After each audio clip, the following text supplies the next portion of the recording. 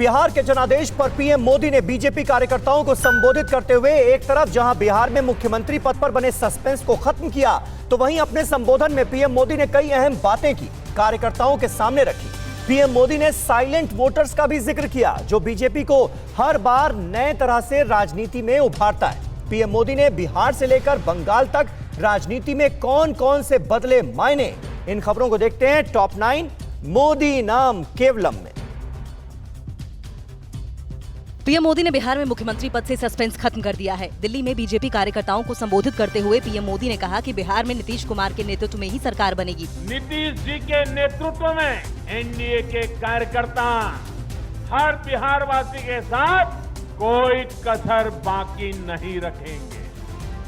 बिहार चुनाव नतीजों पर प्रधानमंत्री मोदी ने कहा कि इस चुनाव में साइलेंट वोटर्स की बड़ी चर्चा है। बीजेपी के पास साइलेंट वोटर का एक ऐसा वर्ग है जो उसे बार बार वोट देता है। साइलेंट वोटर्स हैं देश की माताएं, बहनें, महिलाएं, देश की नारी शक्ति।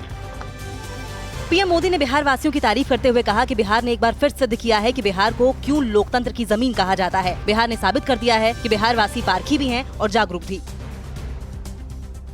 बिहार में एनडीए की जीत पर पीएम मोदी ने बीजेपी कार्यकर्ताओं से कहा कि आप काम करेंगे तो लोगों से आपको भरपूर आशीर्वाद मिलेगा। 24 घंटे देश के विकास के बारे में सोचेंगे और कुछ नया करने की चेष्टा करेंगे तो आपको नतीजे भी मिलेंगे। पीएम मोदी ने बिहार की जीत को विकास कार्यों की जीत बताया है। पीएम ने कहा कि इस चुनाव में बिहार का युवा जीता है, बिहार का गरीब और किसान जीता है। ये बिहार की आकांक्षाओं की जीत है और बिहार के गौरव की जीत है।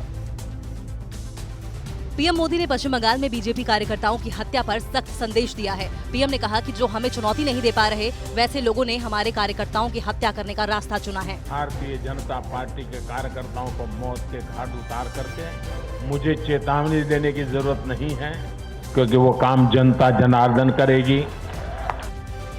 इस मौके पर पीएम मोदी ने परिवारवादी पार्टियों पर भी जमकर निशाना साधा। पीएम ने कहा, दुर्भाग्य से कश्मीर से कन्याकुमारी तक परिवारवादी पार्टियों का जाल लोकतंत्र के लिए खतरा बनता जा रहा है और देश का युवा ये भली भांति जानता है।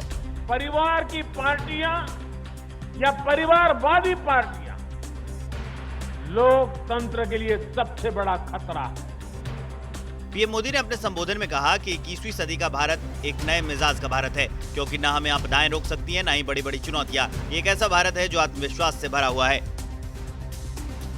पीएम मोदी ने बीजेपी कार्यकर्ताओं से कहा कि मौजूदा हालात में बीजेपी का दायित्व और बढ़ जाता है। हमें अपनी पार्टी के भीतर लोकतंत्र को मजबूत बनाए रखना है। हमें अपनी पार्टी को जीवंत लोकतंत्र का जीता जागता उदाहरण बनाना है।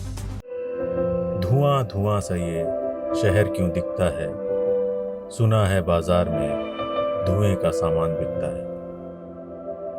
ये दिवाली सिर्फ दिए वाली।